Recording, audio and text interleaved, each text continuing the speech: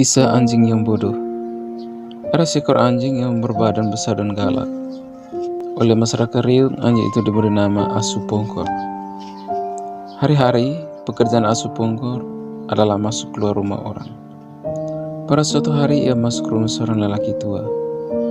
Ada setumpuk daging tersimpan di atas balai dapur. Asu Pongkor melihat itu, lalu berkata dalam hati, "Aha, rumah ini kosong, tidak ada tuannya." Asu Pongkor perlahan-lahan meloncat ke atas balai-balai itu. Digigitnya daging itu, kemudian dibawa keluar rumah. Asu Pongkor tidak mengikuti pintu depan. Dia mengikuti lubang di dekat pintu dapur.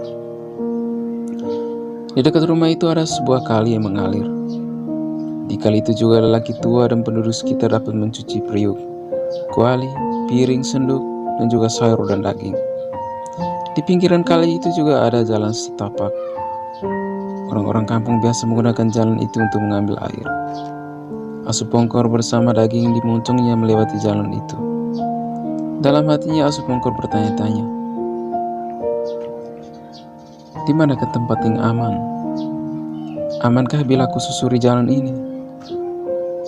Apakah di sebelah pohon besar itu ada tempat?" Asu Pongkor melewati setapak itu. Ia sungguh-sungguh luput dari pengamatan manusia. Hatinya sangat senang. Hari itu Asu Pongkor akan berpesta sendirian. Sementara di rumah lelaki tua mengamati daging di atas balai-balai dapur.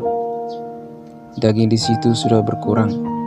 Lelaki tua memeriksa sekitar dapur sambil berkata sendirian, "Ada yang masuk rumah saya. Daging itu sudah berserakan letaknya." Asu Pongkor bersama daging itu sudah berjalan cukup jauh, kira-kira 7 lemparan tombak jaraknya. Dia tiba sebuah titian.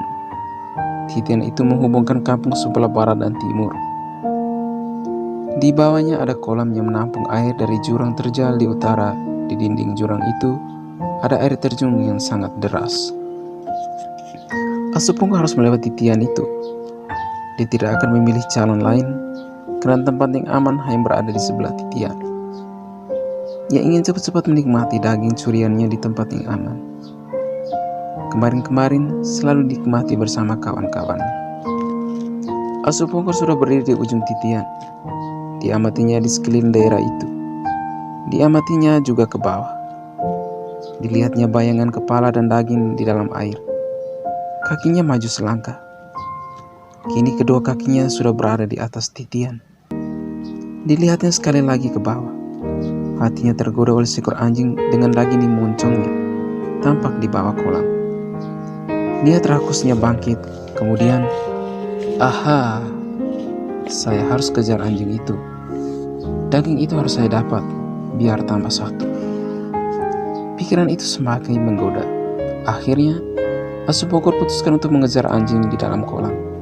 Bersama daging di moncongnya, Asu Pongkor meloncat ke bawah. Plong! Dicarinya ke sana kemari. Berulang dicarinya sampai ke dasar kolam. Namun sia-sia. Tubuhnya kelelahan. Hidung Asu Pongkor kemasukan air. Tarikan nafasnya mulai tidak sempurna. Moncongnya terbuka. Daging yang digiginya terlepas. Daging tenggelam terbawa arus. Dikejarnya daging itu, namun arus dasar kolam sangat deras. Asu Pongkor tunggang langgang mengejar daging yang terlepas.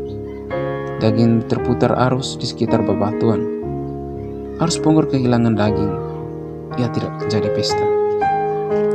Asu Pongkor terbawa arus kemudian terdampar di balik bebatuan.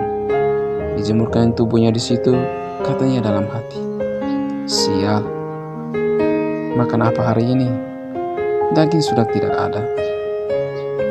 Di dekat situ ada sebuah kolam kecil. Air kolam tak seberapa dalam.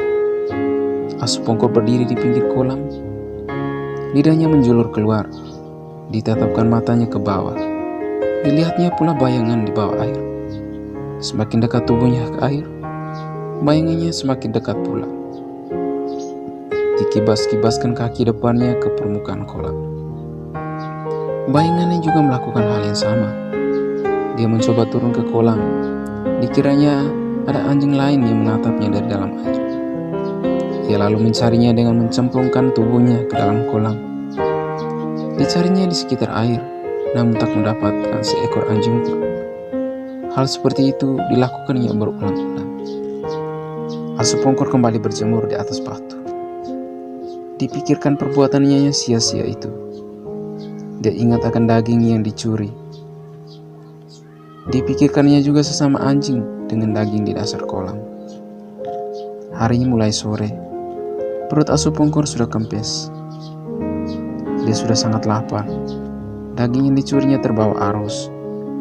Ingin mendapatkan yang lebih besar, namun keinginan itu hanya sia-sia. Sampai kapanpun dia tak akan bisa mengejar bayangannya sendiri. Asupongkor itu sungguh-sungguh rakus. Selesai. Pesan dari kisah ini ialah keserakahan yang terlalu berkelebihan hanya akan membawa kita kepada suatu malapetaka dan sebuah penyesalan diri. Terima kasih.